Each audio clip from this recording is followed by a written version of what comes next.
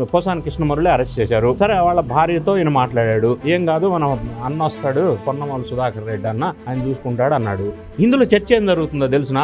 ఇదే పొన్నమూల సుధాకర్ రెడ్డి గారు అన్న, వీళ్ళన్న వల్లభనేని వంశీ అరెస్ట్ అయినప్పుడు ఏం మాట్లాడాడు? కోర్టు దగ్గర ఆయన పోయిన పనేంటి? వల్లభనేని వంశీని రక్షించడానికి.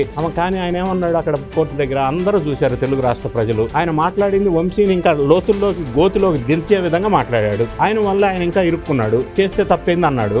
రెండో అంశం, ఇదే జగన్ రెడ్డి గారు వంశీ అరెస్ట్ సందర్భంలో అవినాష్ అందగాడు, కొడాలి నాని అందగాడు, వంశీ అందగాడు, అందుకే అరెస్ట్ చేశాడు అన్నాడు. పోసాని కృష్ణమురళి కూడా అందగాడయా, అందుకే అరెస్ట్ చేశారాము. మరి అట్లా అనొచ్చు కదా. ఇప్పుడు మూడో అంశం, ఈ పోసాని కృష్ణమురళి దగ్గరికి పొన్నమూల సుధాకర్ రెడ్డి గారు వీళ్ళ అన్నగారిని పంపించాడు అనుకో. ఆయన అవును, పవన్ కళ్యాణ్ తిడితే తప్పేంటి, పవన్ కళ్యాణ్ పిల్లల్ని తిడితే తప్పేంది, వాళ్ళ ఆవిడని తిడితే తప్పేంది, చంద్రబాబు నాయుడు గారిని తిడితే తప్పేంది, అబ్యూజివ్ లాంగ్వేజ్ వాడితే తిడితే తప్పేంది, దానికి కేసులు పెడతారా, సెక్షన్లు పెడతారా అని అన్నాడు అనుకో.